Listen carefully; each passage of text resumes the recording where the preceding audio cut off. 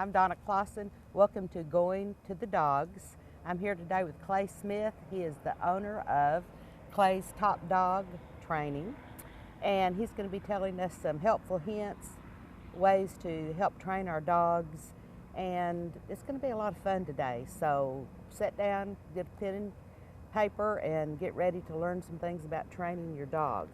I'm here today with Ted, and I'm sure that when we're through with this, Ted will be setting and doing all the things he's supposed to do. Clay, how did you get into this? Well, I have been training and working with police service dogs for 15 years. And so I routinely had people asking me, they'd come to me and say, I wish our dogs at home were as well behaved as these dogs are, Right. and how do we do that? And so it just kind of started from there, and helping people work with and train their dogs. And it's really basically about communication. So it's teaching, I kind of joke around, I call it people training more than dog training, because it's teaching Right. someone how to interact and communicate with their dog to get the desired behavior that they want.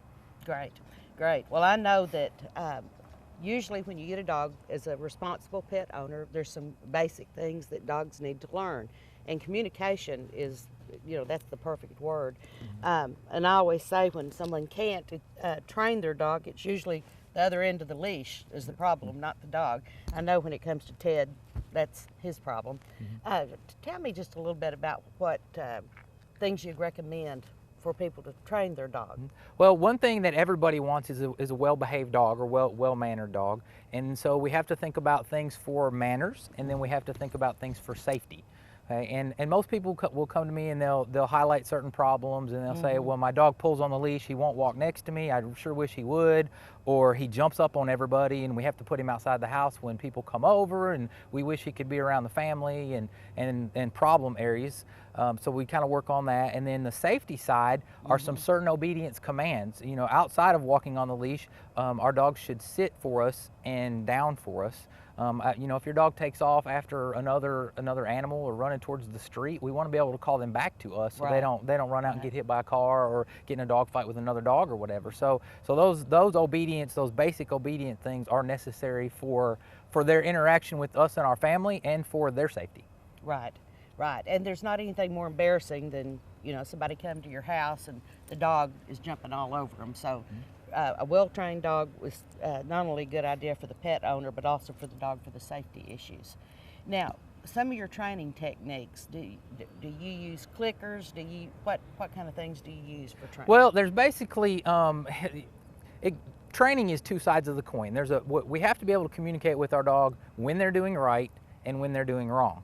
Okay, and so it comes down to praise and corrections. In each of these categories, there's a whole spectrum of levels that you can be at. Your praise starts out with simple eye contact, the use of the dog's name, the tones that you use. Your higher pitched tones are rewarding, playful tones, and your lower pitched tones are your corrective tones. And so it's all the way to a touch, a food reward, a toy reward, whatever motivates the dog is what we use as a reward system. Okay. And then we also have to be able to tell it when it's doing something we don't want it to do. All right. And with that, again, there's a whole spectrum. It can be from a stern look to a sharp noise like an eh or a no, Okay. all the way to a touch or a little snap on the leash like, hey, don't do that anymore. So it's important on both sides to be able to say, yes, you're doing right, and no, you're doing wrong. Okay, give me an example of a behavior. Okay, what if one of my dogs, every time someone comes over, they're going to reach down to pet it, and it rolls over on its back, and everything's displayed. It's a little bit embarrassing. What should happen then? Well, a lot of times you kind of have to look at what's going on, but the first thing I would say in that situation, if a dog's always rolling over, that it's probably used to having its belly rubbed. And so it's seeking a reward from the person, like, hey, Okay. come pet me. I'm not a danger to you. I'm submitting to you. Pet Okay. me. So first thing I would say is don't do that. Don't do that behavior. Don't reward the dog. One of my golden rules is we never reward unwanted or bad behavior. And in order to, we have to understand what exactly a reward is. All right. And so we just don't want to reward unwanted or bad behavior. And then we try to say, well, what is unwanted or bad behavior? And that kind of comes up to what the person requires out of their dog or wants to achieve with the dog. Right. Kind of, it's individual. Some people feed their dog table scraps from the table, Right. which isn't always the best thing to do. but that happens. So if you don't want your dog to get table scraps, you don't give them scraps Right, from the table. right, I mean, right. I have a couple of golden rules with all of my dogs that I recommend for people. All right. And one of them is never jump up on me. You know, Right. it doesn't matter if it's a small dog or a big dog, but if the dog gets rewarded, if you come in the house and your dog jumps up on you and you pet it and playful and get excited, then, Right. then he's going to repeat that behavior when you come home or when someone else comes over. And that can be embarrassing, or it can be harmful to Yeah. someone if the big Well- dog jumps on them. Well, it's cute when they're puppies and they jump Right. up, and then they turn into Great Danes and they're up that. Right, and you know. and another thing is you know, if we encourage that behavior, if we let them jump on us, it's okay with us on a Saturday morning when we're in our blue jeans, but Sunday morning when we want to go to church and we come out in our church clothes and he jumps on us and we're Right. mad at the dog, but it's really our fault because we encourage the behavior. Absolutely. He doesn't know the difference between, hey, she's got on work clothes or Absolutely. church clothes and play clothes. Well, one of the few things that I do right in dog training is I make them sit, except for Ted, I make them sit before they eat. And that way, they're, you know, since I have 4 running around at this time, it just makes it a little bit easier on me, and they don't jump up and knock the food on the floor, which is very aggravating. Right, right. So, but that's one of the things I do. When we come back, we're going to have some more tips and techniques and even a demonstration. See you in a few minutes. Hi, I'm Robin Dyer, and I would love for you to come work out with me on my show called Burn. This workout is going to be quick, something you can do at home for your busy lifestyle. Give me about half an hour, and I'm going to help you find your breathless edge. This is the workout that's going to be suited just for you. So come join me and let's get fit together.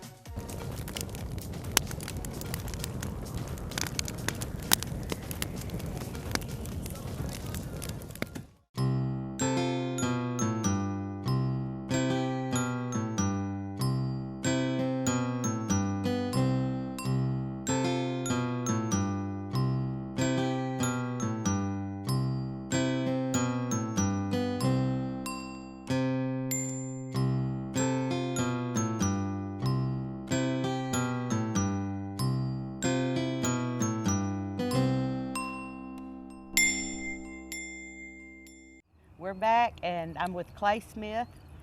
He's the owner of Top Dog Training, and he's been telling us some really helpful hints and techniques for our dog. And one thing I was thinking about, just about all dog owners have had at least one dog that likes to get in the trash.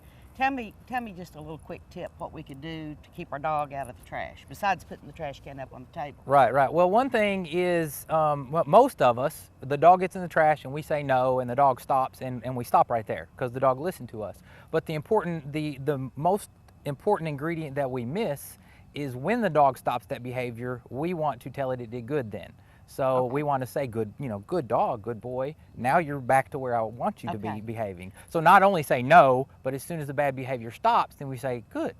That's where that's right. Yeah, and our voice becomes more pleasant and all that.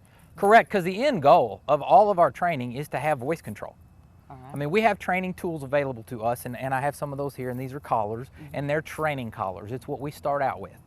And the end goal is to get completely off of those to where we can have off-leash obedience, and our dog will listen to us on voice command. All right, well, you said you had some collars. Tell me about that. We do have some collars, and I'm just going to touch on a couple different ones. And these are training collars. They are all designed to be transitioned off of.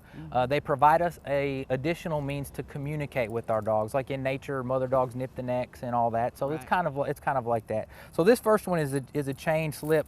They're actually called a choke chain, which I really hate the name of that because we should never choke our dog. No. Okay? No. But the way that this fits over their head, it slips over their head, and then we will hook our leash onto this. And the way we use that is just give it a little jingle. It gives us that little chain sound, that little jingle of hey, pay attention to me. So it's kind of like if you're looking off and I poke you, hey, get your attention back to me. So that's kind of the design of that. So you wouldn't like.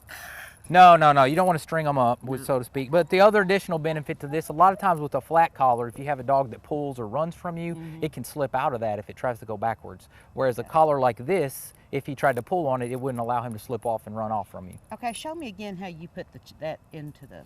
All right, well, it's got 2 rings on the end, and you just drop your chain through one of the rings. All right.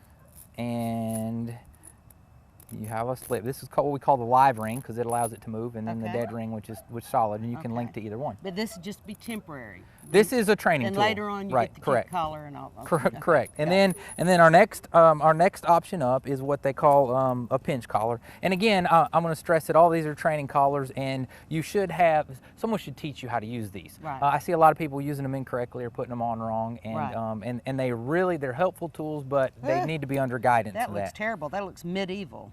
Yeah, I hear that a lot. I hear that a lot. But actually, one thing of this is it's safer. You can't choke a dog like you can with a choke chain. Okay. Okay, so this one only pulls a certain amount, and that's it. See, that is completely pulled right there. But the way that this works is it fits around the neck and these little teeth, so to speak. It's designed as kind of like the mother dog's teeth, all right? And then when you pull on that, it pinches. Yeah. All of these go together, and if you look, they actually don't touch. Okay, there's space between them. Oh, good. So they just good. pinch the Okay. skin up in there, All right.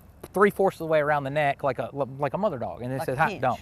Right, right. And these are with the choke chain or the slip collar. It takes a little more technique and finesse to get your Okay, correction. so whoever wants to try this, if they have a unruly dog, they need more training. They should be shown how to use Okay. it because we can do more damage with tools if we don't know how to use them. Right. Okay. And then the next one I brought to show you is an electric collar, and this one you'll see a lot of duck dogs trained on this type of system. They're waterproof collars, and there's basically two ways to use this. One of them is to stop unwanted behavior. Let's say the example of getting in the trash.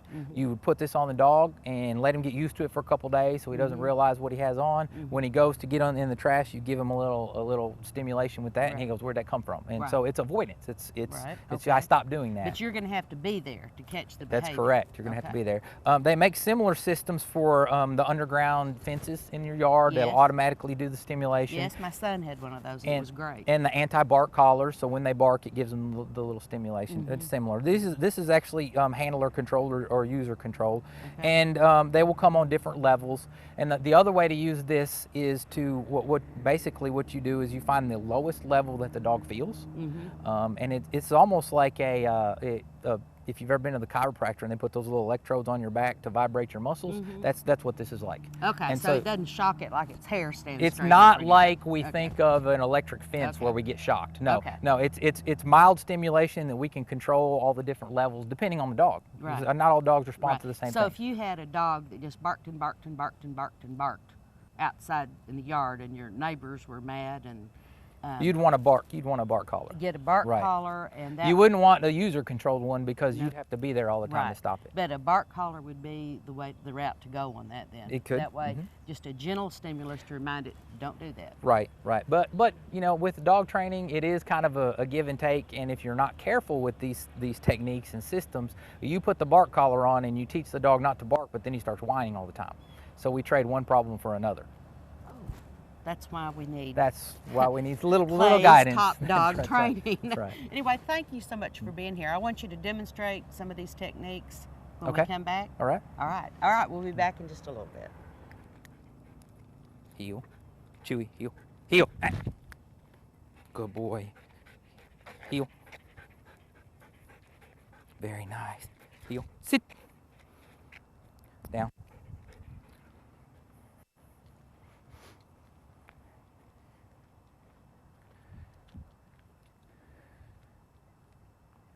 Come. Sit. Come to heel. Sit. Good boy. Yes, sir. Very nice. Good dog. Heel. Down. Come. Down. Come. Sit. Sit. Sit. Good boy. Very nice. Thanks for joining us today. Ted and I've had a good time and have learned a lot. Don't forget to keep your dogs up to date on their shots, spay, neuter, buy your city tags, and for heaven's sakes, try to get a chip in case your dog gets separated from you. Thanks again. See you next time. Bye.